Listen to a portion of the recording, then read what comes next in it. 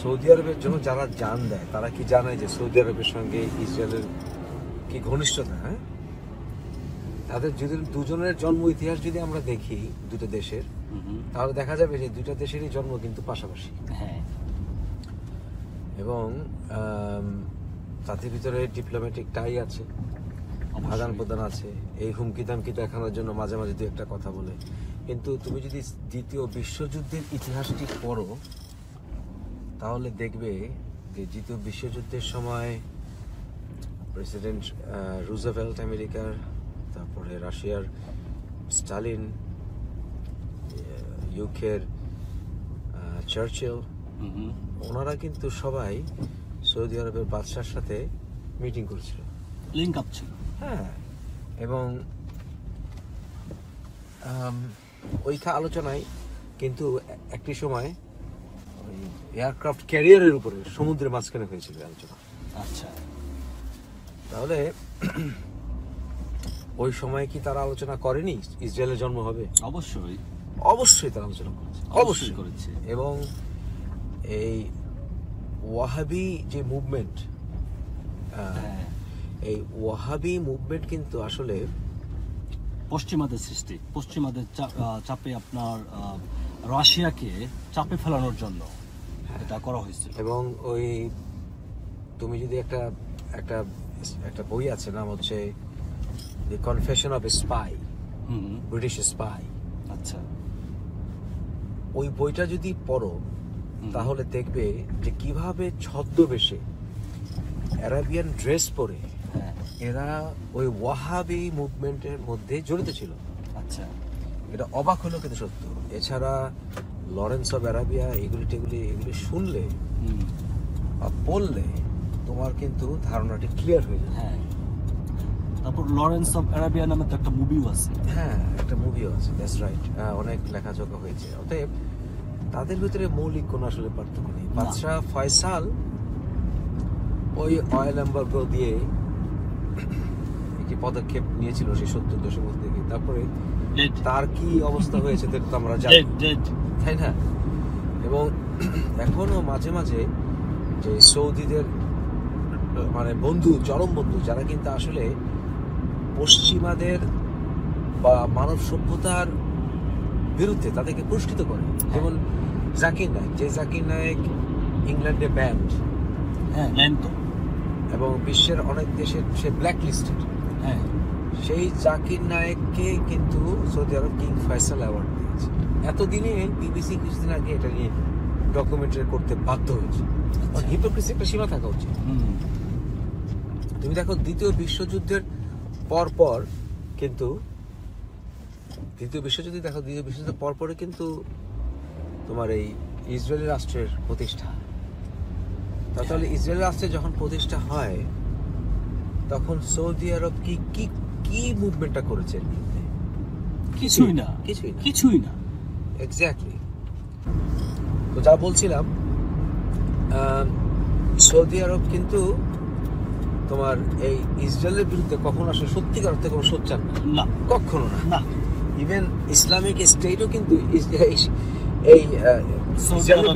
ইসরায়েলের বিরুদ্ধে খুব একটা কিছুই না। এবং ওই ইসলামিক স্টেটকে ঠেকাবে এটা বলে, রিফর্ম করছে এটা বলে, ওরা কিন্তু অনেকটা গাদ্দাফি স্টাইলের শাসনে চলে গেছে।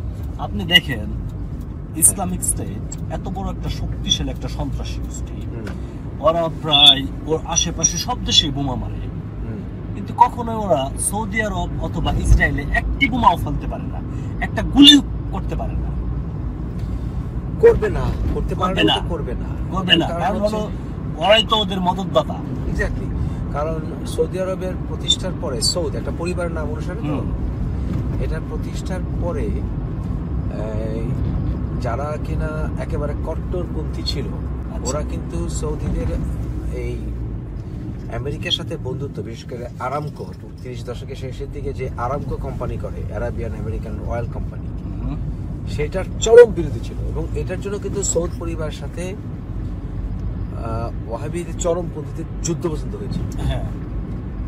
কারণ তাদের মেইন টার্গেট ছিল কিন্তু আসলে তোমার এই অটোমান এম্পায়ার ধ্বংস। তো অটোমান এম্পায়ারটার কিন্তু আসলে খেলাফত থাকুক এটা কিন্তু চেয়েছিল গান্ধী নিজেও, অনেকে জানে না। গান্ধী কিন্তু সমর্থন করেছিল অটোমান এম্পায়ার। অটোমান এম্পায়ার মানে খেলাফত, হি সাপোর্টেড খেলাফত। আচ্ছা, কারণ সে বলেছিল যে মুসলমানরা যদি এক লিডার আন্ডারে থাকে এবং তার যেটা ব্লকে থাকে তাহলে তাদের সঙ্গে আলোচনা করা সম্ভব হয়। আচ্ছা, এরকম যদি হতে পারতো মুসলিম বিশ্ব, তাহলে কিন্তু আলোচনা করে দেশটাকে, মুসলিম বিশ্বকে রিফর্ম করা যেত। আচ্ছা। কিন্তু অনেকেই এটা জানে না যে ইসরায়েলের প্রতিষ্ঠাতা এবং কামাল আতাতুর্ক দুজনেই কিন্তু গ্রিসে জন্ম ছিল। বর্তমান যে গ্রিস, হ্যাঁ, সেখানে তাদের জন্ম হয়েছিল। তারা কিন্তু তুরস্কে জন্ম হয়নি। না, এটা অনেকেই জানে, অনেক ঐতিহাসিক এটা জানে না বা খেয়াল করে। এবং তারা কিন্তু এই কামাল আতাতুর্ক কিন্তু ইহুদি বংশোদ্ভূত ছিল। আচ্ছা, এটা তুমি জানতে? না, আমি জানতাম না।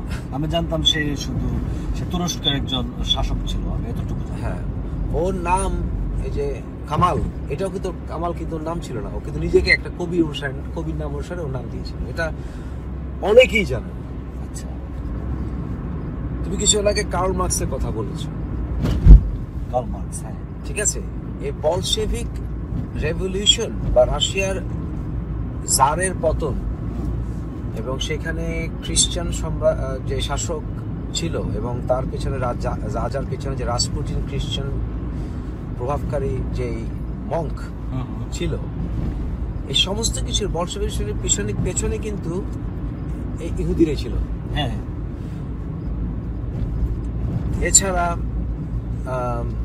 পৃথিবীর সকল পরিবর্তনের পিছনে অর্থনৈতিক, সামাজিক সব ক্ষেত্রে ইহুদিদের ব্যাপক একটি প্রভাব আছে।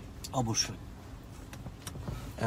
আমেরিকার পলিসির পেছনে কিন্তু ইসরায়েলিদের দারুণ প্রভাব, এটা আমরা জানি। বিশ্বের অনেক দেশের ফরেন মিনিস্টার বিগত এবং বর্তমান, তারপরে তোমার ফিনান্স মিনিস্টার, এরা অনেকেই ইহুদি ছিল। আমাদের ইউকেতে এই যে মিলিব্যান্ড ব্রাদার্স, ডেভিড মিলিব্যান্ড, ওরা কিন্তু আসলে ইহুদি বংশোদ্ভূত, যদিও তারা নিজেদেরকে বলে যে সামনে আপনারা উপরে দেখতে পাচ্ছেন রোলার কোস্টার, দেখতে পাচ্ছেন, দেখুন। হ্যাঁ, ওরা নিজেদেরকে বলে যে আমরা ধর্ম নিরপেক্ষ, আমরা আসলে সেকুলারিজমে বিশ্বাস করি, আমরা আসলে ধার্মিক, আমরা নাস্তিক। সেটা যাই হোক, কিন্তু ব্রেইন কিন্তু ইহুদি। হ্যাঁ, আপনি তো সেই ডেভিড মিলিব্যান্ড, এড মিলিব্যান্ড, হ্যাঁ, এগুলো তো কিন্তু এদেরকে কিন্তু আমি সাধুবাদ দিই। এদের সঙ্গে জেলাসির কারণে অনেক কথা বলে, কিন্তু আমি কিন্তু এদের থেকে আমি সাধুবাদ দিই এই কারণে যে এরা কিন্তু ব্রেইন খাটাচ্ছে পৃথিবীর শাসনের ক্ষেত্রে। যতক্ষণ যে কথাগুলো বললাম, এরা ব্রেইন খাটাচ্ছে। অতএব এই সৌদি আরব কিন্তু আসলে ইসরায়েলের প্রতিষ্ঠার ক্ষেত্রে তাদের যে মৌল সমর্থন, এটা অনেকটা বলতে পারো বঙ্গবন্ধুর হত্যার সময় কিন্তু জিয়া রহমান জানতো। হ্যাঁ, জানতো। ঠিক একইভাবে যখন সিরাজউদ্দৌলার সঙ্গে ব্রিটিশদের যুদ্ধ হয়, তুমি জানো কতজন ব্রিটিশ ছিল? খুবই কম সংখ্যক ছিল, সেটা জানেন এক্স্যাক্টলি 120 জন। ও মাই গড, 120 জন ব্রিটিশ ছিল সিরাজউদ্দৌলার বিরুদ্ধে যুদ্ধের সময়। আচ্ছা, এবং সিরাজউদ্দৌলার বাহিনীতে কতজন মানুষ সোলজার ছিল? অনেক, 12,000। মানে মাত্র 12,000? 12,000 সঙ্গে যুদ্ধ করেছে কয়জন? 120 জন। আর বাকিগুলো শুধু দর্শক ছিল। হ্যাঁ, তোমাকে ওই সময়কার জনসংখ্যার হিসাব করতে হবে। তো আচ্ছা, ওই সংখ্যা পৃথিবীর জনসংখ্যা কত ছিল সেটা দেখো। সেটা ওই মীর জাফরের কতগুলো সৈন্য ছিল? মীর জাফরের বলতে মীর জাফর আসলে সবকিছু মিলিয়ে 12,000, মানে মীর মদন, মীর সবাই মিলে, মীর বেগ টেক যা আছে, সন্তান সবকিছু মিলে 12,000-এর মতো অ্যাপ্রক্সিমেটলি আর কি। এই সময় তো একেবারে গুণে বলা যাবে না, অ্যাপ্রক্সিমেটলি 12,000-এর মতো। এবং সেই বিষয়ে লন্ডনে আর্কাইভে অনেক নথিপত্র আছে, এটাকে ইন্ডিয়া হাউস বলে। তো সেই সময় ব্রিটিশরা দেখেছিল যে এদেরকে তো ভাই কন্ট্রোল করা, এদেরকে তো পরাজিত করা আমাদের পক্ষে সম্ভব না, তাইলে একজন লোভী লোককে খুঁজে বের করতে হবে সিরাজদৌল্লার ক্যাম্পের ভিতরে, যেখানে লোভী, যে নেতা হতে চায়, যে রাজা হতে চায়, সেটা কে? সিরাজদৌল্লার সঙ্গে সবচেয়ে ডান হাতকে এই মীর জাফর। তো মীর জাফরকে চিঠি পাঠিয়েছিল লর্ড ক্লাইভ, আচ্ছা, হ্যাঁ, যে তাকে পরবর্তীতে শক্তিতে বসানোর একটি পরিকল্পনা। তো মীর জাফরের কাজ কি ছিল? মীর জাফর কি সিরাজদৌল্লার বিরুদ্ধে যুদ্ধ করেছিল? না, সে ইনঅ্যাক্টিভ ছিল, পাথরের মতো দাঁড়িয়ে ছিল, রাইট? তো পাথরের মতো দাঁড়িয়ে থাকার পরে এরপরে কিন্তু যখন ব্রিটিশরা জিতে গেল, হ্যাঁ, ওরা কিন্তু সমস্ত সিরাজদৌল্লার বাহিনীকে ঘেরাও করে, যারা কিনা মীর জাফরের কারণে দাঁড়িয়ে ছিল। হ্যাঁ, সেনাপ্রধান বলেছে দাঁড়িয়ে থাকে। হ্যাঁ, তো ওদেরকে কিন্তু ধরে ফোর্ট উইলিয়াম দুর্গে নিয়ে গিয়ে গলা কাটা হয়েছিল। এদেরকে সবগুলিকে হত্যা করে ফেলেছিল ব্রিটিশরা। আচ্ছা, অর্থাৎ সারেন্ডার করার কারণে, তারা কোনো ইনঅ্যাক্টিভ থাকার কারণে তারা কিন্তু ব্রিটিশদেরকে হেল্প করলো। কিন্তু তারপরেও তাদের নিজস্ব মানে লোকদেরকে, নিজস্ব সমর্থকদেরকে ব্রিটিশরা কিন্তু হত্যা করেছিল। কেন করেছিল? কারণ তুই যখন তোর শাসককে বেইমানি করতে পারিস, তুই দুদিন পর আমার সঙ্গে বেইমানি করবি। ঠিক একইভাবে এটা কিন্তু বিন লাদেনের তৈরির পেছনে কিন্তু অবশ্যই আমেরিকার হাত আছে। ব্রিটেনে অনেক পত্রপত্রিকায় বিন লাদেনকে যখন সে কিনা রাশিয়ার বিরুদ্ধে যুদ্ধ করতো, তখন কিন্তু তাকে ভূয়সী প্রশংসা করে অনেক নিউজ পেপারে আর্টিকেল এসেছে, সেটা প্রমাণ আমি দিই। He was a hero. Oh yes, he was a great hero. কিন্তু ওটা বলে না, the chicken has come to roost. দেখা গেছে যে কিছুদিন পরে ওদের বিরুদ্ধেই মাথা ছাড়া দিয়ে উঠেছে এই বিন লাদেন। কারণ তুমি সৌদকে ক্ষমতায় বসাচ্ছ, আমাকে দেখছো না, অথচ সৌদ ইন্ডাস্ট্রিজ, লাদেন ইন্ডাস্ট্রিজ, যেটা লাদেন ইন্ডাস্ট্রিজ, এরা কিন্তু বিশাল প্রভাবশালী ইঞ্জিনিয়ারিং গ্রুপ চলছে। তো সেই সময় কিন্তু এদের সঙ্গে লেগে গেল। আচ্ছা, কারণ সৌদি আরবের পারপাস সার্ভ করেছে, তো রাশিয়ানদেরকে তাড়িয়ে মুজাহিদরা তো সৌদি আরবের পারপাস সার্ভ করবে। হ্যাঁ, কারণ সৌদি আরব যখন রাশিয়ানরা ইনভেড করলো, সোভিয়েত ইউনিয়ন যখন ইনভেড করলো, আক্রমণ করলো তোমার এই কি বলে, এই যে আফগানিস্তান যখন ইনভেড করলো, তখন আমেরিকার প্রেসিডেন্ট জিমি কার্টার, ওটা এখনো তুমি ইউটিউবে সার্চ করলে পাবে, জিমি কার্টার বলেছিল একটা ক্ষুদ্র নিরপরাধ ধার্মিক দেশকে একটি নাস্তিক দেশ আক্রমণ করেছে, বিশাল নাস্তিক দেশ, সেটা কি? Soviet union. দেখো, সেই ভাগ্যের চাকা ঘুরে এখন কিন্তু আবার আফগানিস্তানকে আক্রমণ করা হয়েছিল একটি ইসলামিক ফ্যানাটিক দেশ হিসেবে, যেই ফ্যানাটিক স্টেটকে নেতৃত্ব দিচ্ছিল এই এক্স মুজাহিদিনরাই, রাইট? অর্থাৎ তাদের নিজস্ব বেঈমানরাই তাদের সাথে বেঈমানি করেছে, এই বীজ রাখা যাবে না। ঠিক একইভাবে বাংলাদেশে মীর জাফরি করেছিল জিয়া রহমান, একদম মীর জাফরি। কারণ বঙ্গবন্ধু যদি ভুলও করে থাকে, ধরো তর্কের ক্ষেত্রে ধরে নিলাম বঙ্গবন্ধু ভুল করেছে, বাকশাল করেছেন ইত্যাদি, বঙ্গবন্ধুকে সরানোর দায়িত্ব কার? জনগণের সেই দায়িত্ব। জনগণ তার যত বড় পার্সোনালিটি হোক, 10 বছর জায়গায় 20 বছর, 20 বছর জায়গায় 30 বছর, কিন্তু যদি বঙ্গবন্ধু যদি ফেল করতেন, বঙ্গবন্ধুকে সরানোর দায়িত্ব হচ্ছে জনগণের, কারণ জনগণের জন্য উনি রাজনীতি করতেন। সেটাই। কিন্তু সেখানে সেনাবাহিনী তার দায়িত্ব পূরণ করবে। কিন্তু জিয়া রহমান কি বলেছিল? আমি senior officer, I can't get involve in this, if you want to go ahead. কিন্তু ওই সময় কিন্তু জিয়া রহমান কাদের পারপাস সার্ভ করেছিল? আলটিমেটলি সৌদি আরবের পারপাস সার্ভ করেছে, পাকিস্তানের পারপাস সার্ভ করেছে থ্রু হিজ ইনঅ্যাকশন, রাইট? এটা কিন্তু কোনো অস্বীকার করার কোনো, কারণ তুমি দেখো তারপরে রাজাকারদের পুনর্বাসন, রাইট? হ্যাঁ, রাজাকারদের পুনর্বাসন করে কি পাগল হয়ে গেছে নাকি? আচ্ছা, হ্যাঁ, রাজাকারদের পুনর্বাসন করা এবং পাকিস্তানের সঙ্গে কিন্তু বঙ্গবন্ধু জীবিত থাকা অবস্থা কিন্তু যদিও ভুট্টো এসেছিল, কিন্তু পাকিস্তানের সাথে কিন্তু বাংলাদেশের ফর্মাল টাই এস্টাবলিশ হয় না, ডিপ্লোম্যাটিক টাই। সৌদি আরবের সঙ্গে হয় নাই। আমরা না খেয়ে মরেছি 73-74 সালে, কিন্তু সৌদি আরব কিন্তু আমাদেরকে স্বীকৃতি দেয় নাই, স্বীকৃতি দেয় না, কোনো সাহায্য করে নাই। এক্স্যাক্টলি। এবং বরঞ্চ এই সৌদির চামচা যারা, পাকিস্তানের চামচা যারা, এই রাজাকাররা, ওরা কিন্তু বিশেষ করে ইনক্লুডিং গোলাম আজম, তারা কিন্তু ব্রিটেনে গিয়ে, বিভিন্ন দেশে গিয়ে, কুয়েতে গিয়ে, সৌদিতে গিয়ে, ওরা কিন্তু বাংলাদেশকে রেকগনিশন দিও না এই মুভমেন্ট করেছে। এবং কি বাংলাদেশ স্বাধীন হয়ে যাওয়ার পরেও ভুট্টু সাক্ষাৎকার থেকে পাওয়া যায় ব্রিটিশ সাংবাদিকের কাছে যে সে তখন আশা করছিল দেশ ইউনিটের হবে। আচ্ছা, এগুলো কিন্তু একেবারে সার্চ করলে এখনো পাবা, ইতিহাস, ইতিহাস। ও ইয়েস। এবং পাকিস্তানের লাহোরে ওই ইসলামী ছাত্র সংঘের যেগুলো উইংরা ছিল, জামাতি উইং, ওরা কিন্তু মানে বাংলাদেশের বিরুদ্ধে, স্বাধীনতার বিরুদ্ধে তারা কিন্তু মিছিল করেছে। হ্যাঁ, করেছে, রাইট। অতএব এই সব কিছু মিলে সেই সৌদি আরবকে সঙ্গে ডিপ্লোম্যাটিক টাই, রাইট, এবং সেই পাকিস্তানিদের পুনর্বাসন, সেই রাজাকারকে নিয়ে আসা, সেই টিএসসিতে, ঢাকা বিশ্ববিদ্যালয়ের টিএসসিতে জিয়া রহমানের করমর্দন, ঠিক আছে, ওই গোলাম আজমের সাথে, সেই ভিডিও তো আমরা দেখেছি না? দেখছো না তুমি? দেখেছো? দেখেছি তো, যে রাজাকারের সঙ্গে করমর্দন করছে জিয়া রহমান, রাইট।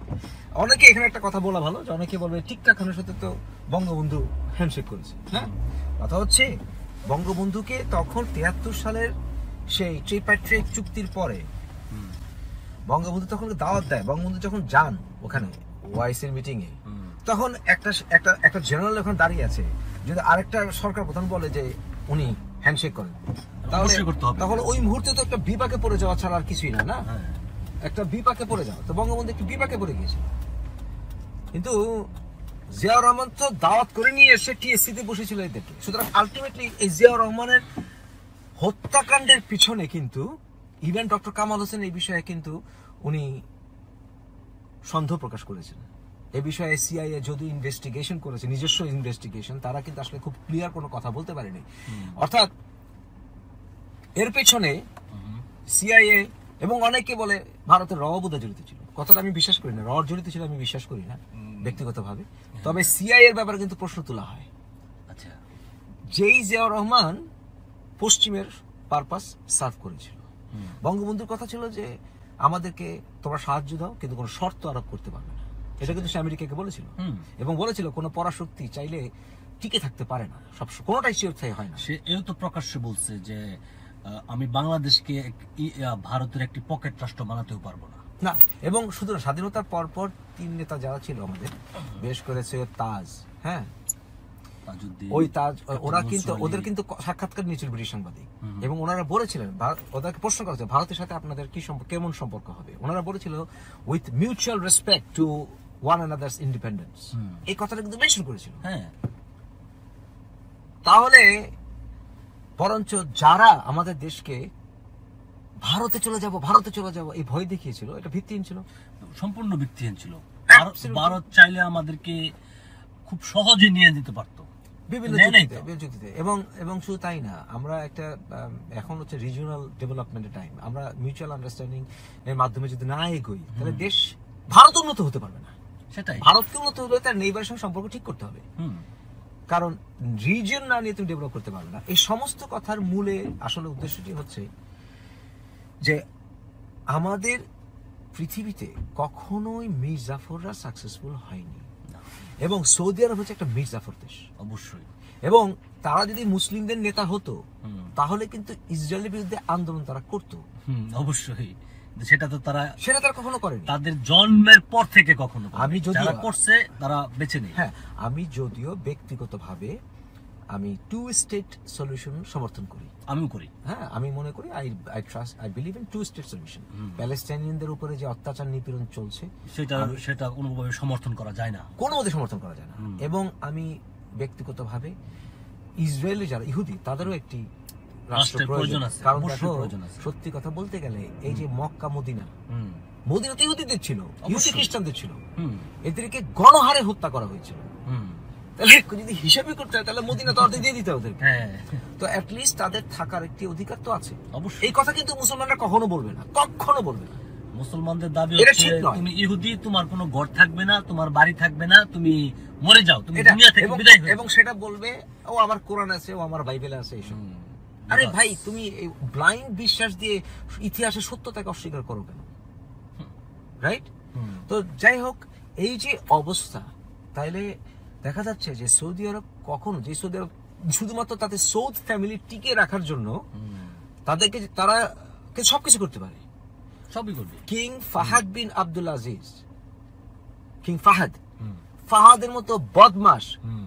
ফাহাদের মতো মদখোর, সে ছিল 2 মসজিদের মোতোয়াল্লি। নামাজ পড়ো না, একটা দায়িত্ব বেয়াজাল ইমাম। হ্যাঁ, তো একটা দায়িত্ব বেয়াজাল ইমাম। বেয়াজাল ইমাম, এই ইমাম সাহেব কোন দিকে তাকে নামাজ পড়তেছেন? মক্কার দিকে। আচ্ছা, রাইট? হ্যাঁ। ওই কাবা ঘরের এবং মদিনার দুইজন মসজিদের গ্র্যান্ড টেক কেয়ারার যেটা, আচ্ছা, ওটা কার কাছে ছিল? সৌদি বাদশার কাছে। এবং সৌদি বাদশা ছিল একসময় কিং ফাহাদ। রাইট? হ্যাঁ। তো ফাহাদ যে মধু ছিল, হ্যাঁ। হ্যাঁ। ও যে বদমাশ ছিল, হুম। ও যে মদ খেয়ে পড়ে থাকতো, হুম। এই কথা কিন্তু আমার কথা না। এই কথা হচ্ছে আমেরিকান অ্যাম্বাসেডর হুম। To Saudi আরবিয়া।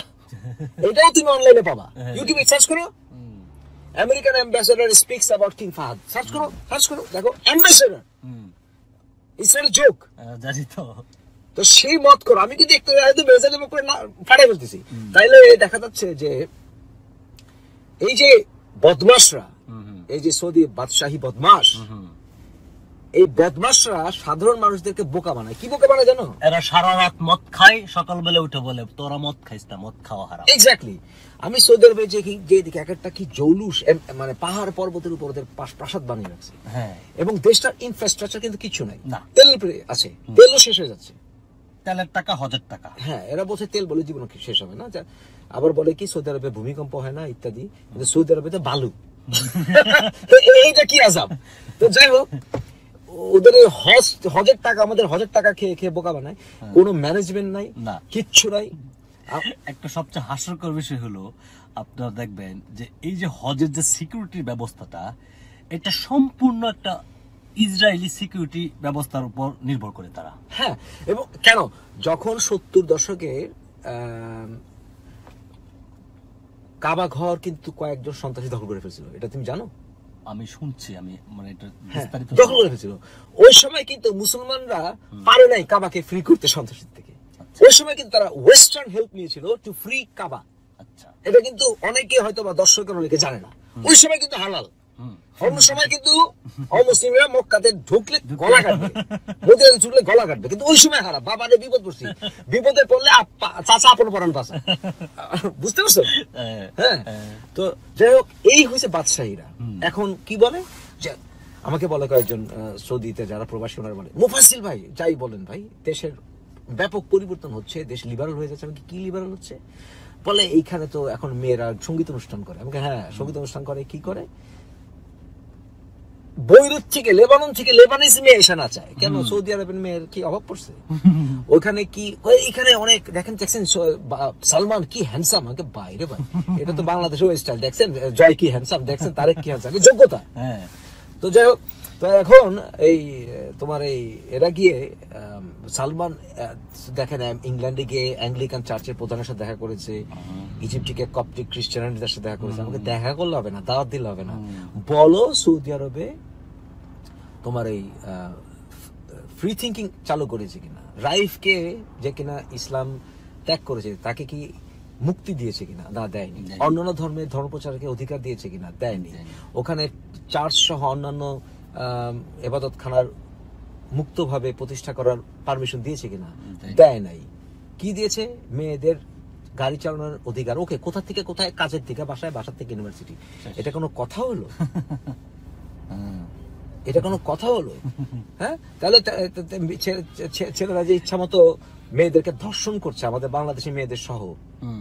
কারণ অনেকে আছে আবার ওখানে যদি আমাদের মেয়েরা ধর্ষিতা হয়ে আসে এবং পেটের মধ্যে সৌদি বাচ্চা নিয়ে আসে, এরা হেভি খুশি হয়, মাশাআল্লাহ বলে। হ্যাঁ, এটা তো মানে বেহেশতি জিনিস নিয়ে। কারণ মুহাম্মদ তো বলেছে আরবদেরকে সমালোচনা করুন, আর আরবদের বিরুদ্ধে কথা বলবা না, ডিসলাইক করবা না। তুমি ডিসলাইক করলে আমিও আরব, আমাকে ডিসলাইক করা হবে।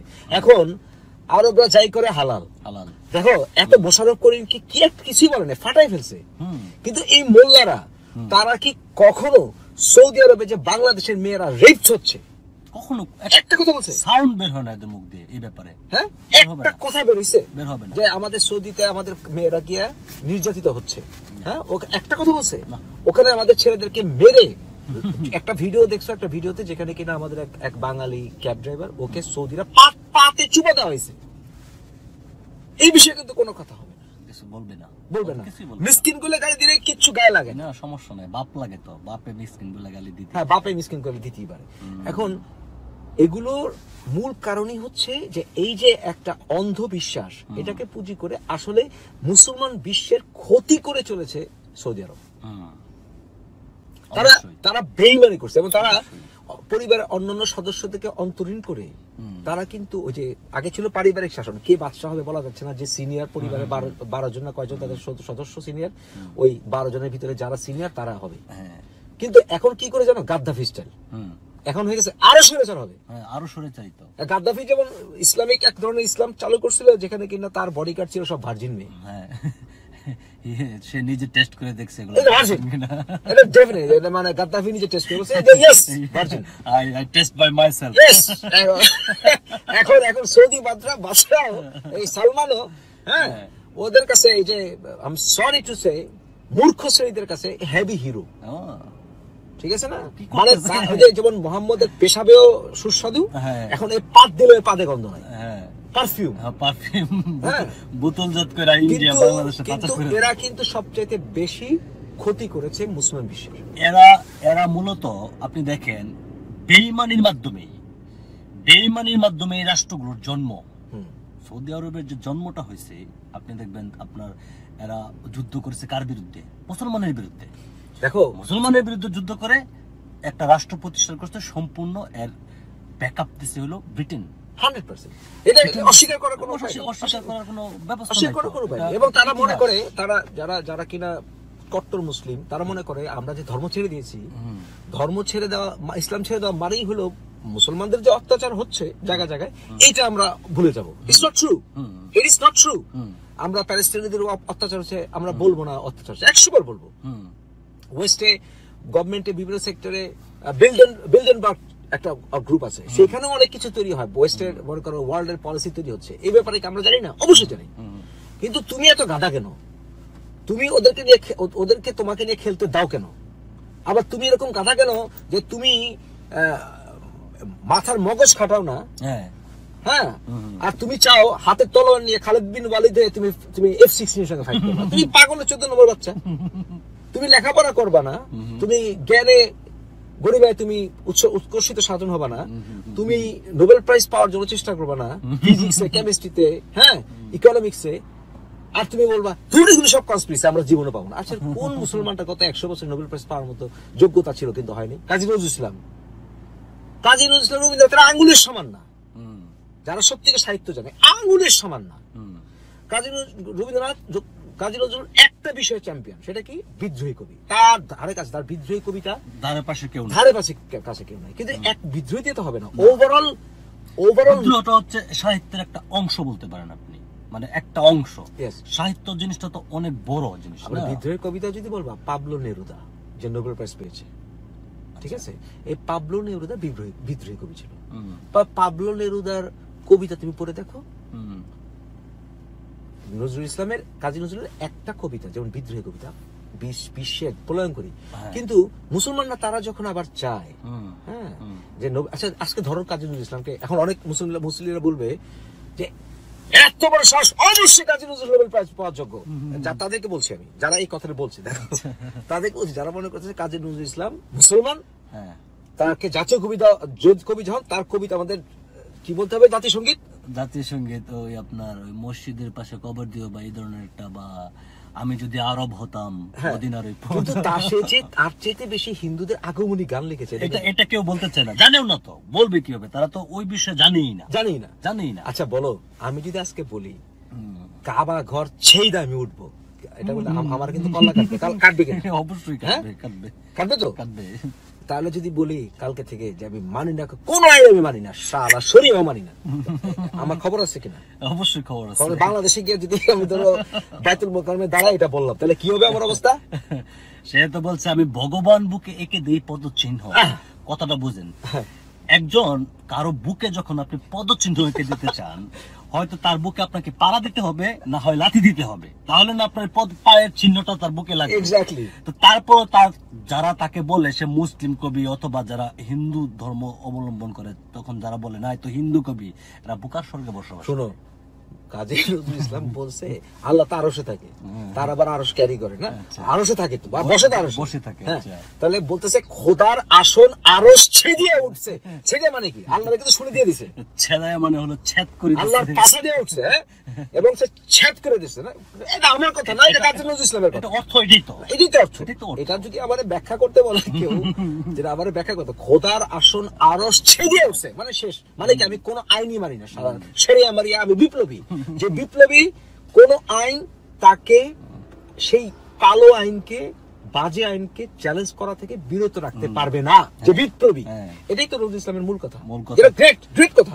ওর যে আর বিদ্রোহী কবিতা আমি পড়ছি, ওটা তো মানে আরো কত কথা লেখা আছে আপনার, যেমন আমি ভীম ভাষণ মাইন, আমি মানি না কোন আইন, দড়ি আগুনের পাকা সাপটি, হ্যাঁ, জিব্রাইলের জাহান্নামের আগুনে বসিয়া হাসি পুষ্পের হাসি। এক্স্যাক্টলি। ও মাই গড, দেখছো কি কথা? জাহান্নামের আগুনে বসিয়া হাসি পুষ্পের কিন্তু হাসি। জাহান্নাম চাওয়া কিন্তু ইসলামে ঘোর অপরাধ, ঘোর পাপ। এইসব কথা কিন্তু এই মূর্খরা বলবে না। দেলোয়ার হোসেন সাইদি বলে আমার নবী, আমার কবি কাজী নজরুল ইসলামের বেটা, মসজিদের বেটা, তুই পড়ছস? আবার বলে কি দেলোয়ার হোসেন সাইদি, দেলোয়ার রাজাকার আবার কি বলে জানো? সব ফিলোসফার, ফিলোসফি কি আবার দর্শন কি, সব শালা নাস্তিক। শালা তুই দর্শন পড়ছস? দুই লাইন সাইকো দুই লাইন পড়ছস? তো সবচাইতে ক্ষতি করেছে এগেইনস্ট মুসলিম বিশ্ব হচ্ছে এই সৌদি আরব। আমরা বাংলাদেশে ছোট কালে যে ইসলাম দেখতাম, সেটা থাকলে কিন্তু আমাদের এরকম বর্বরতা প্রবলেম ছিল না তো। হ্যাঁ, সেটা তুমিও দেখো নাই, তুমি ছোট ছিলে। আমি বলি তোমাকে, তবে আমিও যতটুকু দেখছি। হ্যাঁ, তুমিও যতটুকু দেখছো। এখন যাদের বয়স 20 তারা দেখে নাই, তারাও দেখে না। এখন ধরো আমরা ছোট কালে দেখো, আমাদের ইসলাম কিন্তু একটা সিনক্রোনাইজড ইসলাম ছিল। কারণ সুফি সাধু এনেছিল তো। ধরো ছোট কালে শবে বরাতের সময় মোমবাতি জ্বালাইতো। এই মোমবাতির সঙ্গে কিন্তু ইসলামের কোনো সম্পর্ক নাই, কিন্তু জ্বালাতাম, আমরা তারপরেও জ্বালাইতাম, তারাবাতি জ্বালাতাম, মোমবাতি জ্বালাতাম। মানে আমরা জানি যে মানে তোমার ওই শবে বরাত আসা মানেই আলোক সজ্জার একটা রাত। আমরা কিন্তু তাই মনে করতাম, আনন্দ ফুর্তি করতাম। ছোট যখন আমিও করছি, ছোট ছোট। ওইটা কিন্তু বন্ধ হয়ে গেছে। ওটা রিপ্লেসমেন্টটা কিন্তু আসলে মানে ওটার অল্টারনেটিভটা হিন্দুদের ভিতরে যে দেওয়ালি করে, আচ্ছা, ওটা কিন্তু একটা দেওয়ালির মতো মুসলমানদের। তারপরে ধরো হামদ নাথ হতো, এটা বাদ দাও। এছাড়া আমাদের গ্রামে গঞ্জে সুফিরা গান গাইতো, গান গাইতো না? আমারও ছবি দেখছো তোমার বোধ হয়, আমি দোতারা বাজাইতেছি, আমি পাশে বসে আছি, 16 বছর 17 বছর বয়স আমার। সুফিরা গাইতো, গান গাইতো, কিন্তু এবং ইসলামিক গানও গাইতো। আচ্ছা, হ্যাঁ, সেটা মানুষের মনের ভিতরে যে সঙ্গীতের প্রতি যে বাসনা, এটা পূরণ হতো, কিন্তু আবার আল্লাহর প্রতি ঈমানও রাখার চেষ্টা করতো। কিন্তু এখন গান গাওয়া 40টা হাদিস আছে, ছিল একটা সম্প্রীতি ছিল, সব ধর্মের প্রতি একটা সম্প্রীতি ছিল। 40টা হাদিস আছে ডাইরেক্ট ইয়ার বিরুদ্ধে, তোমার কি বলে এটাকে, গানের বিরুদ্ধে, সঙ্গীতের বিরুদ্ধে, মিউজিকের বিরুদ্ধে, পক্ষে অত্যন্ত দুর্বল এই তাফ। আমি আরেকটা জিনিস এর সাথে অ্যাড করতে চাই, সেটা হলো আমি যখন ছোট ছিলাম, আমি দেখছি আমাদের এলাকায় যখন কারো বিয়ে হতো, তখন 3 দিন আগে থেকে গান বাজনো হইতো, মাইকে করে গান বাজানো হইতো, বাজি ফুটানো হইতো, আপনার মানুষ কত আনন্দ ফুর্তি করতো। কিন্তু এখন গান বাজানো হারাম, গান বাজানো যাবে না, মাইকে করে গান বাজানো যাবেই না। মাইক হলো শুধুমাত্র আজান দেওয়ার জন্য, এখন মাইকটা হলো শুধুমাত্র আজান দেওয়ার জন্য, এখানে গান বাজনা করা যাবে না, গান বাজনা করা যাবে না, এটা হারাম ঘোষণা করছে। বাজি তো এখন ফুটানোই যায় না, এখন বাজি ফুটাইলে মার খেতে হবে বিয়ের মধ্যে, এখন বাজি ফুটাইলে। এটা অবশ্য ভয়ের কারণে করে, কারণ ওই যে তোমার ওই বোমা টোমা, বোমার ভয়। তো কোন জায়গায় যে সন্ত্রাসীরা বোমা মারতেছে, মানে ইসলামিক সন্ত্রাসীরা কোন জায়গায় যে বোমা মারতেছে, আর কোন জায়গায় আসলে আনন্দ করার জন্য বাজি ফুটাইতেছে, এটা তো বোঝা যাইতেছে না, সেজন্য এটাও কারণ হতে পারে। এক্স্যাক্টলি।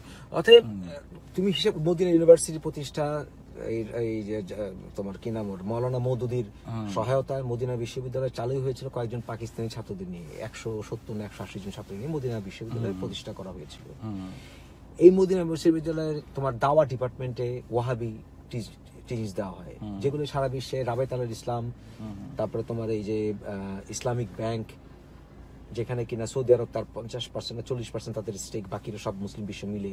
আচ্ছা, এরা কিন্তু সব কিন্তু পারপাস ছিল এই ওয়াহাবিজম ছড়ানো, যেটা বিশ্বে ছড়িয়ে দেওয়া হয়েছে। আপনি একটা জিনিস দেখেন, এই যে বর্তমান যে প্রিন্স সালমান, সে কিন্তু আমেরিকাতে গিয়ে প্রকাশ্যে বলেছে যে ওয়াহাবিনিজম এটা ছিল শুধুমাত্র রাশিয়ানদের ঠেকানোর জন্য দরিদ্র মুসলিম দেশগুলা, যেগুলা বাংলাদেশ, পাকিস্তান এবং ভারতে যারা মুসলমান যারা বসবাস করে এবং সাউথ এশিয়ান যে দেশগুলো আছে, এগুলোতে এটা ছড়ানো হয়েছিল শুধুমাত্র তাদের প্রোটেকশনের কারণে, রাশিয়া বিদ্বেষ সৃষ্টি করার জন্য এই ওয়াহাবিজমটা ছড়ানো হয়েছিল। সে কিন্তু স্বীকার করতেছে, রাইট। অথচ এই অন্ধের দলেরা স্বীকার করার পরেও ওরা বোঝে না। এক্স্যাক্টলি, স্বীকার করার পরেও যে যারা এটা ছড়াইছিল তারাই বলতেছে যে হ্যাঁ, এটা আমাদের সেফটির জন্য আমরা এটা ছড়াইছিলাম। কারেক্ট। পশ্চিমাদের অর্থায়নে, কারণ রাশিয়া যখন আপনার মিডল ইস্টে আসলো, এটা অবশ্যই পশ্চিমাদের জন্য ভালো ছিল না, তাদেরকে যে কোনো ভাবে তাড়াইতে হবে। সুতরাং এই যে এদের প্রতি যে বিদ্বেষটা ছড়ানোর জন্য তারা টাকা পয়সা দিচ্ছে সৌদি আরবের মাধ্যমে, তারা এই ওয়াহাবিজমটা ছড়াইছে সারা পৃথিবী, বিশেষ করে দরিদ্র দেশগুলোতে। এখন তারা কিন্তু এটা স্বীকার করতেছে নিজ মুখে যে হ্যাঁ, এটা আমরা এটা করছি। তারপরও দেখেন এটা এরকম চাকর যখন চুরি করে না, কেউ চুরি করলে হেভি মাইর খায়, মাইর খাওয়ার পরে বলে আব্বা আমি জীবনেও আর চুরি করব না, আমি আসলে চুরি করছি, আমার মাফ করে দেবে। তারপর যখন ছেড়ে দিবা তখন আবার সেই চুরি করবে। হ্যাঁ, সুতরাং এইসব সৌদিরা তারা যতই কিছু করুক না কেন, তারা আলটিমেটলি মুসলিম বিশ্বের জন্য ক্ষতিকর। আজকে আমি জানি যে রিলিজনকে রিফর্ম করে টিকিয়ে রাখাটা একটা অন্যায়। আচ্ছা, এটা আমি ব্যক্তিগতভাবে মনে করি। কারণ কি জানো, গান্ধী একটা কথা বলেছিল যে if your end is moral, your means have to be moral as well. তোমার উদ্দেশ্য, লক্ষ্য যদি নৈতিক হয়ে থাকে, মাধ্যমটাও নৈতিক হতে হবে। আরেকটি বিষয় আছে, যেমন বার্টন রাসেলকে একটা একই ধরনের প্রশ্ন করা হয়েছিল। বার্টন রাসেলকে বলেছিল যে অনেক সময় তো আমাদের ধর্ম কাজে আসে। বার্টন রাসেল বলেছিল it can't be, what is lie is lie, what is true is true. এখন সেটা প্র্যাকটিক্যাল যদি কোনো পারপাসে সার্ভ করে, but still you should not rely on something lie, কারণ আলটিমেটলি এটা রেজাল্ট ভালো না, রাইট? তো ধর্মকে যদি রিফর্ম করার প্রয়োজন হয়, তাহলে প্রথমত ধরে নিতে হবে যে এই ধর্মটা গোড়াতেই মিথ্যা। দেখো, ধর্মের কিন্তু বিভিন্ন রূপে টিকে থাকে, বিভিন্ন সেক্ট তৈরি হয়, রাইট? আর হিন্দুইজম একটা religion which laments the killing of a mice but takes the delight in doing human sacrifice. Okay? Laments the killing of a mice but takes delight in human sacrifice. এটা কিন্তু ইতিহাসে প্রমাণিত। কুমারী বলি, সতীদাহ, যদিও অনেকে বলবে যে এগুলো তো শাস্ত্রে নাই, কিন্তু হিন্দু ধর্ম তো স্মৃতি, শ্রুতি, রীতি অনেক কিছু নির্ভরশীল। তাহলে রীতিতে যদি তোমার ফল্ট থেকে থাকে, it is part of your religion. কারণ হিন্দু ধর্ম শুধুমাত্র আব্রাহামিক রিলিজনের মতো শাস্ত্র নির্ভরশীল ধর্ম নয়, এটাকে তুমি কনফাইন করতে পারবে না। সুতরাং তাহলে এটা স্পোরেডিক অনেক খারাপ উদাহরণ রয়ে গেছে, ভালো কিছু আছে, কিন্তু খারাপও তো অনেক জঘন্য তো কালচার রয়ে গেছে, কালচারাল ট্রেট রয়ে গেছে। তুমি কত এটার গোছামিল দিবা, কত দিবা? তোমাকে মেনে নিতে হবে তাহলে যে উলঙ্গ পূজারীর লিঙ্গে চোমা দিতেছে সেও হিন্দু, তাহলে আমি যে গরু খাই না আমিও হিন্দু, গরু খাই আমিও হিন্দু, রাইট? রামকে মানি না তাও হিন্দু, রামকে মানলো হিন্দু, ঠিক আছে না? আবার সুপারম্যান হনুমান রে যদি আমি পূজা করি তাও আমি হিন্দু, না মানলো হিন্দু। তাহলে তুমি এরকম যখন অবস্থা হয়, তুমি কিন্তু তাকে সমালোচনা করতে পারছো না যে কিন্তু লিঙ্গে চুমা দিচ্ছে, আবার সে তোমাকে সমালোচনা করতে পারছে বেটা তুই হিন্দু না আমি হিন্দু। এই জিওগ্রাফিক আইডেন্টিটির মাধ্যমে গোজামিল দিয়ে টিকে রাখার একটা প্রচেষ্টা কিন্তু এই ধর্মে আছে। ঠিক একইভাবে ইসলামের বলবে কি আমি ধর্ম না, এটা একটা দিন। খ্রিস্টানরা বলবে কি জানো, এটা কোন রিলিজিয়ন, আমি রিলিজিয়ন বিশ্বাস করি, আমার একটা ফেইথ আছে। মানে এটা হলো কথা তো একটাই, মোমবাতি নিবার আগে বুদবুদ করে, এই আমারটাই অবস্থা।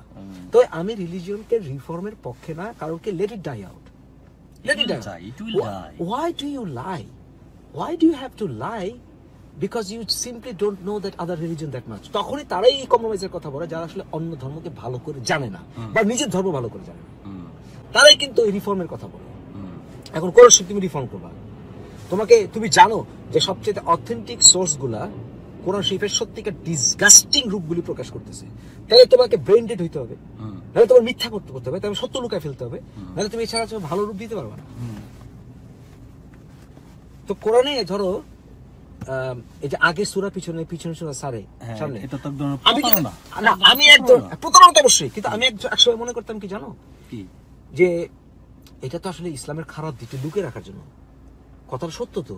আচ্ছা, কারণ পরবর্তীতে যারা আসছে তোমার ইভেন কি এটা, আপনি হাদিসটা একটু জনগণের পুরায় শোনান যে কতটুকু নির্বোধ। ওইটা সবাই জানে, এটা খুব বিখ্যাত হাদিস, মাছি পড়ার হাদিস, এটা সবাই জানে, আমার মনে দর্শকরা সবাই জানে, মাছি পড়লে একটা পাখা বললে আরেকটা পাখা দিবে, তাহলে পানি পিওর হয়ে যায়।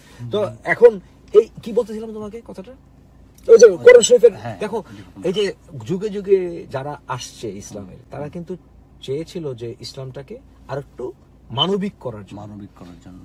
এটা সত্য। হ্যাঁ, ধরো ইসলামের তথাকথিত গোল্ডেন এজের সময় যারাই বিখ্যাত ফিলোসফার ছিল, তারা কিন্তু একাধারে সায়েন্টিস্ট, এদেরকে ইংরেজিতে বলে পলিম্যাথস, একাধারে সায়েন্টিস্ট, একাধারে জুরিস্ট, একাধারে ইসলামিক স্কলার, অনেক ক্ষেত্রে পয়েট, কবি, অনেক ক্ষেত্রে সাহিত্যিক, একসঙ্গে। এখন ওরা কিন্তু আবার ছিল বেশিরভাগই ইসলামী বিশ্বাসী না, সেটাই কিন্তু কেউ ছিল না, কিন্তু তাদেরকে ইসলামিক গোল্ডেন এজে মুসলমানরা কি অবদান মুসলমানদের ওই নামের উপর ডিপেন্ড করে, শুধুমাত্র নামের উপর ডিপেন্ড করে। আর ওমর খৈয়াম আমি তার জীবনে কোন কবিতা ছাপাইতেই পারে নাই, তার ছাত্র চাপাইছে। হ্যাঁ, তুমি কি বলতেছিলা? এবার প্রচুর গর্ব করতে করতে মুসলমানরা গর্ভবতী হয়ে গেছে। তো এখানে আপনি একটা জিনিস দেখবেন, ইবনে সিনা যে তার ব্যক্তিগত জীবনী পড়ে দেখতে পারবেন যে সে কি পরিমাণ নিগ্রহের শিকার হয়েছে, সে দেশান্তরিত হয়েছে, তাকে জালালউদ্দিনের ক্ষেত্রেও তাই। সবাইকে এখন দেখা গেছে আপনার যারা তাদের পরবর্তীতে দেখা গেছে এরাই কিছুটা বিজ্ঞান নির্ভর ছিল এবং মানুষের উন্নয়নে কিছুটা কাজ করছে। তো এখন এটাকে নিয়ে না ও তো মুসলিম ছিল, দেখেছো মুসলিমরা কি করতে পারে। যেমন ধরো জালালউদ্দিন রুমিকে কিন্তু মুসলমানরা মনে করেন বিখ্যাত কবি, কারণ জালালউদ্দিন তো ওয়ার্ল্ডে one of the greatest poets ever lived, সবাই স্বীকার করে। কিন্তু জালালউদ্দিন রুমি কি মুসলমান ছিল? জালালউদ্দিন রুমি কবিতা, সে কি কবিতা কি লিখছে, তার একটা কবিতা আছে ইংরেজিতে ব্রেথ, তুমি ইংরেজিতে ট্রান্সলেশন করো, সেটা ব্রেথ মানে শ্বাস। সেখানে শুরুই হচ্ছে not a Muslim, not a Christian, not a Hindu, not a Jew. তাহলে দেখি এ মুসলমান হয় কিভাবে এই কবি? বুঝতে পারতেছো?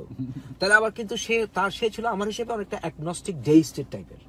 হ্যাঁ, এখন এই লোকটারে কিন্তু মুসলমানরা তাদের সহযোগ করছে, কিন্তু এইগুলি যদি সৌদি আরব যদি সত্যিকার অর্থে চাইতো মুসলমান বিশ্বের উপকার করতে, ও কিন্তু এই রিফরমেশন প্রসেসটা প্রথম থেকে চালু রেখে এখন পর্যন্ত ওই দিকে ধাবিত হইতো। তারা কিন্তু এটা করতেছে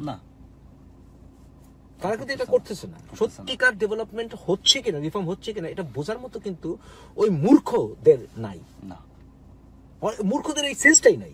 এবং আমাদের দেশে ওই মূর্খদের প্রভাব তুমি দেখো, আজকে একটা ফেসবুকে স্ট্যাটাস দিবে, যারা 90% আমাদের ভিডিওগুলো ডিসলাইক দেয়, মোশাররফ করিমকে পারলে চাপাতিতে কোপায়, তাদের 90% কিন্তু একেবারে মূর্খ না, সৌদি প্রবাসী, মধ্যপ্রাচ্য প্রবাসী। আমি রাইট যদি ভুল প্রমাণিত হই, আমি জুতার বাড়ি খাবো না। আপনি ঠিক 90%, 10% এদিক ওদিক থাকতেই পারে, 90%। হ্যাঁ, কিন্তু যারা শিক্ষিত লিবারেল মুসলিম, তারা কিন্তু এটাকে সমর্থন করতেছে না। তারা জানে আসলে ঘটনাটা কি। এক্স্যাক্টলি, কারণ যাকে তাকে নাস্তিক ট্যাগ দাও, আমি তো নিজে আমরা ধর্ম কোনো বিশ্বাস করি না, তারপরেও যাকে তাকে নাস্তিক ট্যাগ দাও কিন্তু ইসলামেও নাই। মোহাম্মদ এটা ডাইরেক্ট বলে গেছে, হাদিস আছে বুখারী হাদিসে, যে তুমি যদি কাউকে নাস্তিক বলো, যে নাস্তিক বলে তার ভাইকে, সে নাস্তিক হয়ে যায়। সে যদি গর্হিত পাপও করে, তার কাজকে ইন্টারপ্রেট করে নাস্তিক বলাটা, এটা কিন্তু ইসলামে 90% স্কলার সমর্থন করে না, ওয়াহাবিরা করে অনেক ক্ষেত্রে। কারণ বাংলাদেশ তো ওয়াহাবিস্ট হয়ে যাচ্ছে, তারা তো ওয়াহাবিস্টরা তো মেয়েদেরকে খাদ্য ছাড়া আর কিছুই মনে করে না, সেটাই রাইট? অতএব সেই রকম ডিজাস্টার তো দেশের করে ফেলছে। সৌদি আরব যদি রিফর্ম করতে চায়, যে হ্যাঁ সত্যি তাদের শুধু তাদের নিজের দেশকে রিফর্ম করলে চলবে না, মুসলিম বিশ্বে যে ক্ষতি করছে তারা, এটাকে রিভার্সে হেল্প করতে হবে। হ্যাঁ, রাইট, তাই করা উচিত। রিভার্সে হেল্প করতে হবে, তাদেরকে স্বীকার করতে হবে, হাত তুলে যে আমরা ভুল করছি। You have done serious damage to the world. Yes, they did হ্যাঁ to their followers. Yes They did seriously damage to their followers. Yes. এখন আমরা কেন করি না, কারণ মুসলমানরা দেশে এবাদত হচ্ছে, আজকে আলোচনার মূল বিষয় হচ্ছে এবাদত হচ্ছে মূল বিষয়, এবং সকল ধার্মিকদের মূল কারণই হচ্ছে টার্গেট হচ্ছে এবাদত, প্রার্থনা। মুসলমানরা অনেকে বলবে যে একটা প্রকৃত মুসলমান সে যখন ইনকাম করে সেটা একটা এবাদতের অংশ, কিন্তু কথা হচ্ছে এবাদত বা আল্লাহর উপাসনা করা, তারপরে তোমার প্রার্থনা করা, পূজারীদের পূজা করা, দেবতার দেবীর পূজা করা। আমারে বলো এইটা পৃথিবীর কি উপকারটা হয়, আমার এটা বলো ফার্স্ট কথা। যেমন আজকে ইন্ডিয়াতে ফাইট হচ্ছে কি রাম মন্দির হবে নাকি এখানে বাবরি মসজিদ হবে, আমাকে বেটা দুইটা বন্ধ করে হাসপাতাল কর, হিন্দু মুসলিম মিলে মানুষের উপকার কর, কম্পিটিশন কর সেখানে, তাই না? সে বেছে ঈশ্বর, মানুষ সে বেছে ঈশ্বর, ওটা কর। এটা করবি না, কম্পিটিশন করবি যে ফাটায় ফেলাই দিব আমি, মন্দির হবে না মসজিদ হবে। This is the competition, right? So this is the competition. তো আমি জানতে চাই যে তুমি এখানে মসজিদ বানালা বা মন্দির বানালা, তুমি টার্গেটটা কি? ইবাদত করা, প্রার্থনা করা, রাইট? তুমি আমার সামনে বসে যদি 50 রাকাত নামাজ পড়ো বা সারাদিন পূজা করো, আমার উপকারটা কি হবে আমি জানতে চাই। তোমার উপকার হবে তুমি স্বর্গ পাবা, তুমি বেহেশত পাবা, আমার উপকারটা কি হবে? কিছুই হবে না। সুতরাং প্রথমে মেনে নিচ্ছি যে যেই মানুষগুলো ইবাদত করছে, প্রার্থনা করছে, পূজা করছে, তাদের এই কাজটা সম্পূর্ণ ব্যক্তি স্বার্থে, আমাদের পৃথিবীর স্বার্থে নয়। কথা সত্য, রাইট? এখন আসে ইবাদত বা পূজার আসল কাজ, সেটা কি তাকে ভালো মানুষ হতে সহায়তা করে?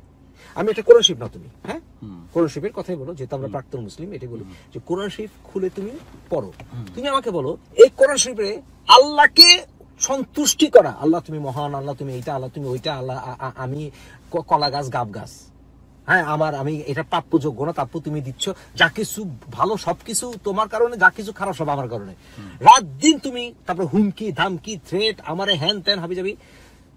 এই 6666 আয়াতের ভিতরে কয়টা আয়াত আছে শুধুমাত্র আল্লাহরে সন্তুষ্ট করার জন্য, আল্লাহর মহত্ব গাওয়ার জন্য, আর কয়টা আয়াত আছে নিজেকে নিয়ে শুধুমাত্র, যে ওটা না থিঙ্ক আছে কোরআন শরীফে, কিন্তু একটা আয়াত আছে, এটা অন্য কোনো কিতাবে নেই যে থিঙ্ক, তোমার আকল খাটাও, তুমি থিঙ্ক করো, থিঙ্ক। কিন্তু আকলটা কি জানো? ওই সূরা বায়না, মানে আল্লাহর এভিডেন্স অনুসারে তোমার চলতে হবে। আল্লাহ বলছে এটা এভিডেন্স, এটাই এভিডেন্স, এটা নিয়ে চিন্তা করো, আকাশ নিয়ে চিন্তা করো, তো তারা নিয়ে চিন্তা করো, মানে কি আমার কত গুণগান, আমার কত শক্তি, হ্যাঁ পৃথিবীতে কত ধরনের ভাষা, আমার কত শক্তি। আরে আলু, আমারে বলো যে আমারে নিয়ে ভাবার, পৃথিবীকে নিয়ে ভাবার জন্য, সত্যি কথা মানুষের উপকারের জন্য কয়টা কথা আছে? খুব কমই আছে। হ্যাঁ আছে, যেমন ধরো সূরা দোহা, এতিমের কথা বলা আছে, একটা লাইন না, এতিমকে নিয়ে ভাবার জন্য 10টা লাইন থাকা উচিত। তুমি চিন্তা করো, রাইট? তুমি ভাবো কত অসহায় তারা, রাইট? এইটা না বলে একটা আয়াত মুহাম্মদ দিছো, কিন্তু ওটার বদলে 100 আয়াত আছে, আমি তোমারে দিছি না, তুমি যখন কেউ তোমার ছিল না, আমি তোমার করছি, মানে তার গুণগান, রাইট? তারপরে তোমার মাকে ভালোবাসা, হ্যাঁ কোরআন শরীফে আছে যে দেখো মা কত কষ্ট করে যখন সে প্রেগনেন্ট থাকে কত কষ্ট থাকে, তো মাকে নিয়ে আরো 5টা কথা বলো। মাকে তো এমনি ভালোবাসবো, এটা আমাকে আমার সৃষ্টিকর্তা আমাকে বললেও ভালোবাসবো, না বললেও ভালোবাসবো, এটা তো মানুষের একটা নৈতিক গুণ। হ্যাঁ, কিন্তু যদি স্পিরিচুয়াল বুক হয়ে থাকে তাহলে আমাকে সেই দিকে ধাবিত করবে আরো বেশি করে, কিন্তু ওটার মূলই হইতেছে আল্লাহর গুণগান গাওয়া। ওর তো মা ছিল না, আল্লাহর গুণগান গাওয়া। মার বুঝবে, হ্যাঁ পিতার কথা কি আছে, পিতার কথা, পিতা স্পেসিফিক্যালি ফাদারের প্রতি সন্তান, এবং সন্তানের প্রতি ফাদারের রেসপন্সিবিলিটি আছে, কয়টা লাইন আছে? হ্যাঁ, তারপরে ধরো সমাজ পরিচালনার ক্ষেত্রে সত্যি কথা বিবেক খাটানোর ব্যাপার জন্য, বিবেক যে তুমি ভাবো পৃথিবীতে কত পশু পাখি আছে, রাইট? এদের নিয়ে ভাবো, এটা নিয়ে ভাবার জন্য কয়টা আছে? গৌতম বুদ্ধ শাস্ত্রে ত্রিপিটকে আছে কিছু, যেমন সার্বে সাত্তা সুখিতা হন্তু। আরে বাবারে, আমার ওখানে মেডিটেশন আছে, মেডিটেশন না করে বরঞ্চ এদের দিকে তাকায়। তুমি আজকে আমাদের বাংলাদেশে একটা শিশু ধর্ষণ হয়েছে না, ধর্ষিত হয়েছে না, জানো তো? 2টা শিশু ধর্ষিত। আজকে যেটা হয়েছে আমি একটা খবরে পড়লাম, আপনার এক মাদ্রাসা ছাত্রী ধর্ষিত হয়েছে আজকে।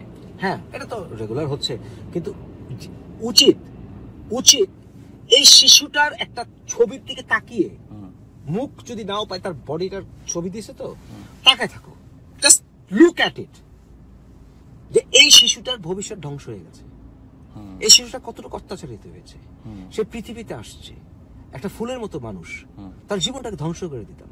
সে আমার ছোট বোন যদি হতো, সে আমার মেয়ে যদি হতো, এটা শুধু এটার দিকে তাকায় থাকো। এটা হচ্ছে সত্যিকার মানবিকতার বিকর্ষণ।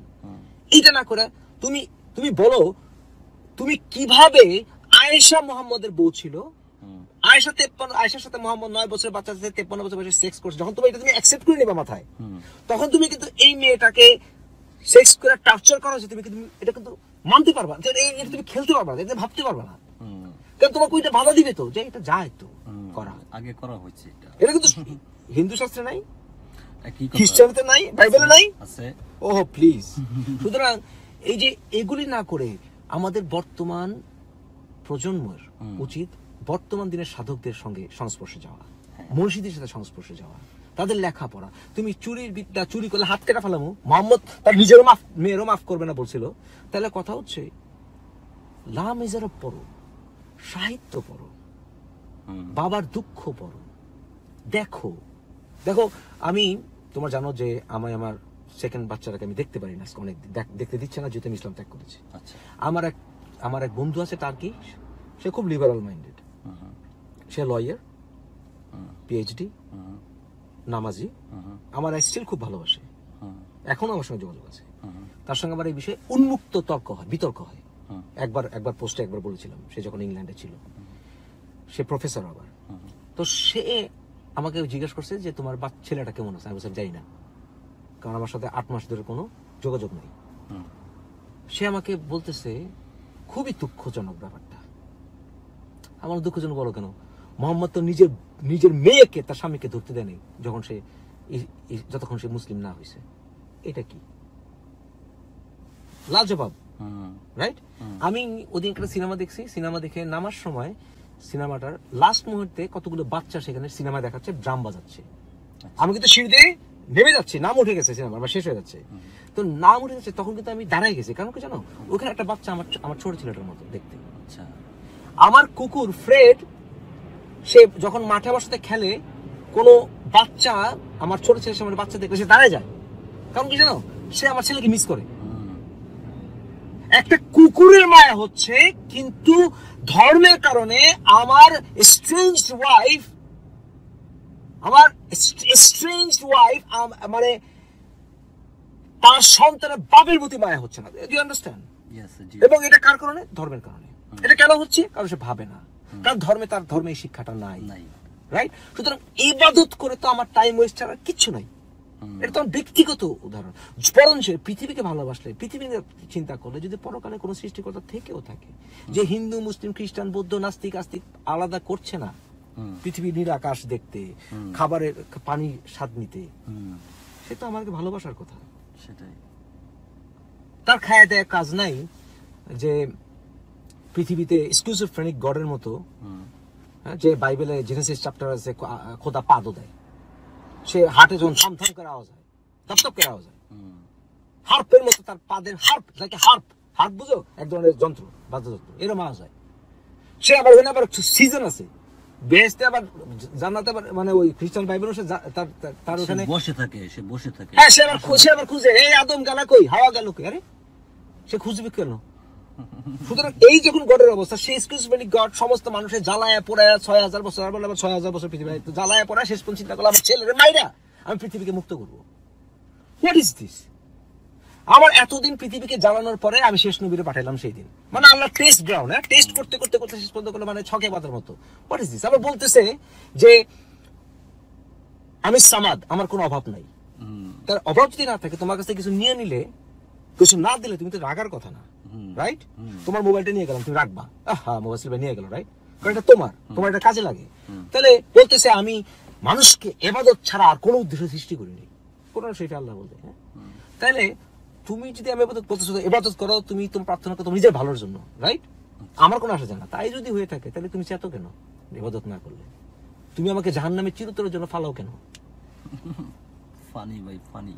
হ্যাঁ, তোমার তো চেতার কথা না। সূরা তাওবাতে এমন চেতছো যে বিসমিল্লাহ রহমানির রহিম বলে স্টার্ট নাই। You understand? হ্যাঁ, তাহলে ইবাদতের পারপাসটা কি? এটা আমার কি উপকার হয়? পৃথিবীর কি উপকারটা হয়? একটা মসজিদ বানিয়ে পৃথিবীর কি উপকার হয়? যে মসজিদে শুধুমাত্র পরকাল, ইহকালের মধ্যে যা আছে মন গড়া, এগুলো জাস্ট হেট। যত বড় লিবারাল হিন্দু হোক, যত বড় লিবারাল খ্রিস্টান হোক, যত বড় লিবারাল বৌদ্ধিস্ট হোক, একটা আইডেন্টিটি ক্যারি করে যে এই আইডেন্টিটির কারণে আমি হিন্দু, এই আইডেন্টিটির কারণে আমি বৌদ্ধ, এই আইডেন্টিটির কারণে আমি খ্রিস্টান, এই আইডেন্টিটির কারণে আমি মুসলিম। আইডেন্টিটি বাদ দিয়ে দাও না, তাহলে তুমি সমস্ত মানুষকে এক করে ফেলবা। এখন অনেকে বলে নাস্তিকতা বুঝি একটা ধর্ম ভাই। আমি বললাম ও আচ্ছা, স্ট্যাম্প কালেক্ট করা হবি, স্ট্যাম্প না কালেক্ট করাও একটা হবি। হ্যাঁ, আমি খাইয়া দেয় কাজ নেই, আমাকে বলতেছে, আমি বললাম যে দেখো সকালে ঘুম থেকে উঠে তোমার যদি একটা খাওয়া দেই, তোমার যদি যতক্ষণ পর্যন্ত খাওয়াটা আমি তোমাকে অফার না করব, ততক্ষণ পর্যন্ত কিন্তু তুমি তোমার খাওয়া সম্বন্ধে আমি তোমার টেস্ট জানবো না, যে তুমি কি বিরিয়ানি পছন্দ করো কি না করো, রাইট? তাই যতক্ষণ তুমি অফার না করবা ততক্ষণ পর্যন্ত আমার কোনো অবস্থা নাই। তাহলে রিলিজিয়ন অফার করছো দেখে তো আমি বলতেছি এটা গ্রহণ করবে কি করবো না। তাহলে by nature I have no religion. I'm a human being. You understand the logic? Yeah. Right? Yeah. So, এই ইবাদতের কি মানে থাকতে পারে যেই ইবাদত doesn't help me to contemplate in the truest sense. It doesn't help me to contemplate. It doesn't help me to reflect in the truest sense. একটা মানুষের চোখের পানির দিকে তাকায় থাকো না।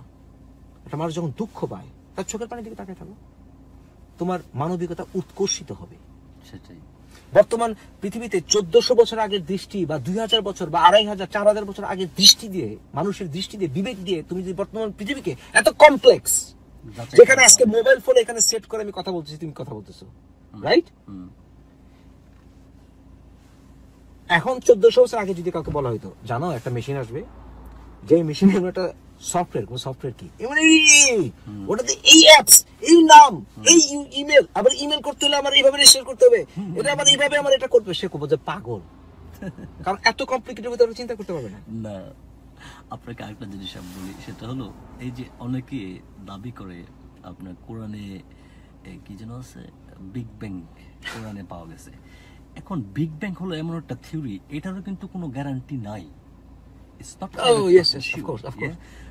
এটা হলো বিজ্ঞানীরা এটা ধারণা করে, তারা একমত প্রকাশ করে এটা হতেও পারে।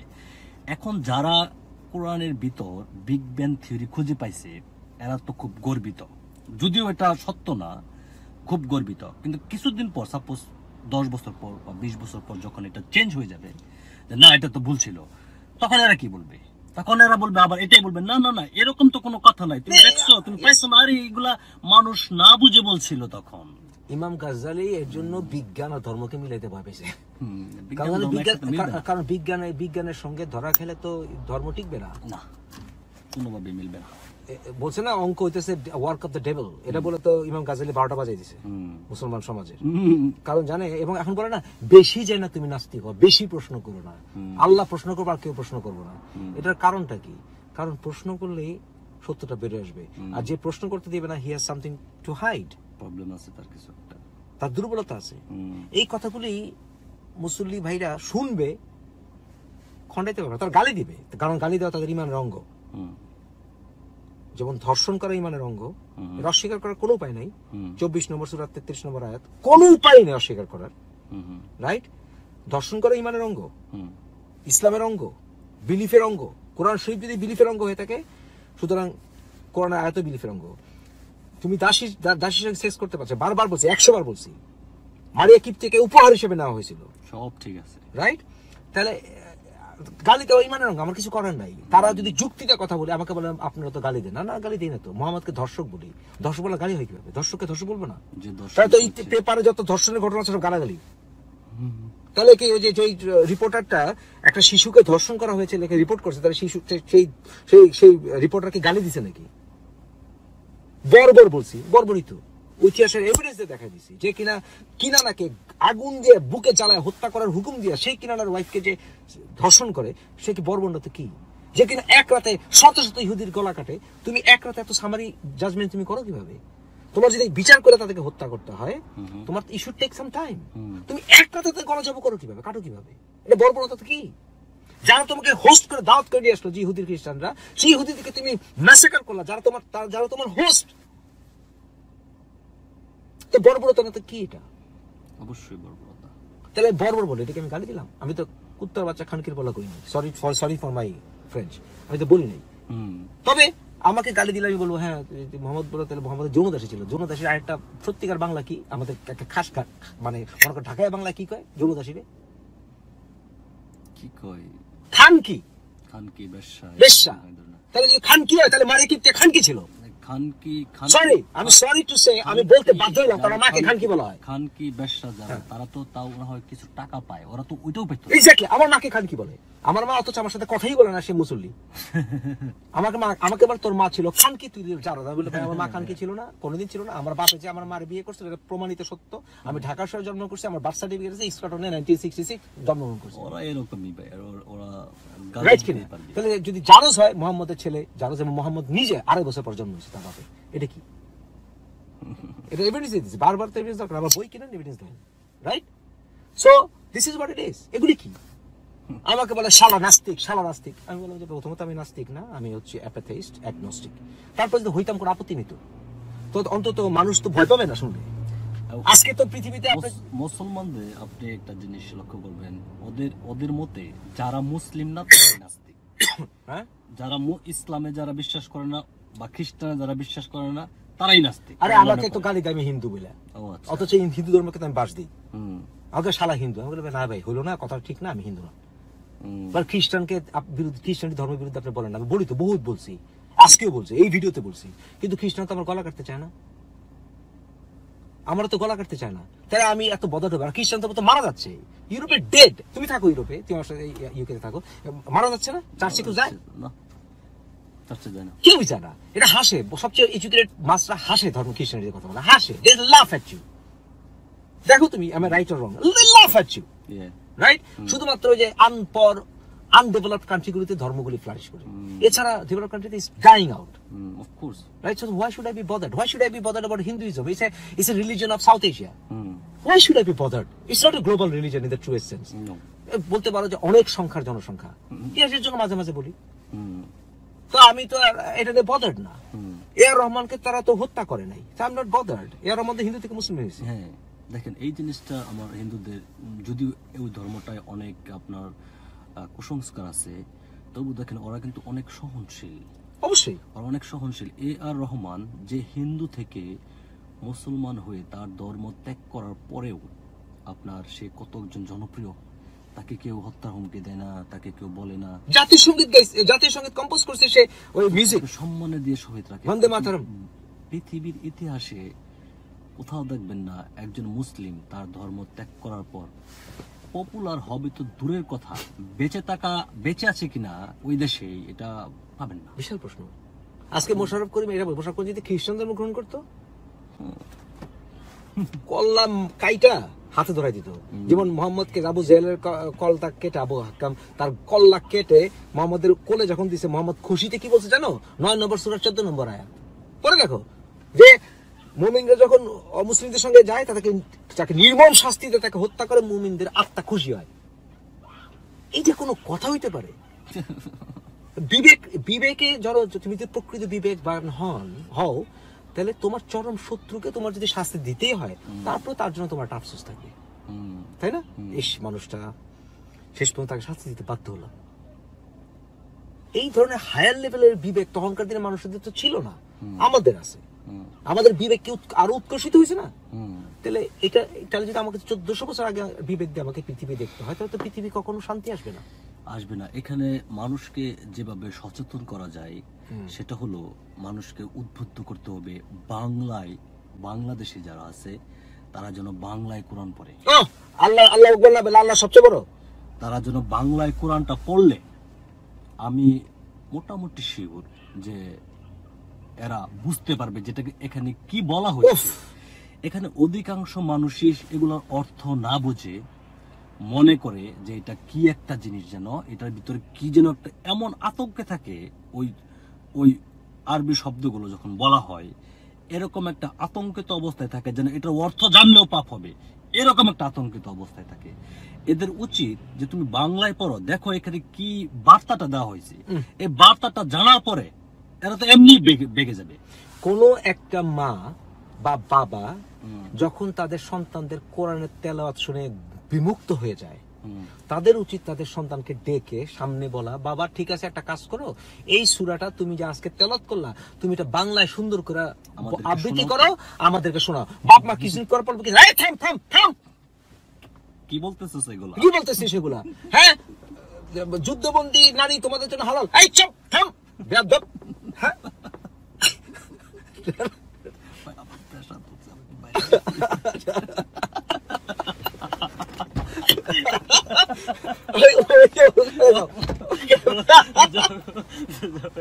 এগুলা একমাত্র উপায় হচ্ছে, আচ্ছা যাও তুমি সেরা রাইট, এই হচ্ছে কথা দিস।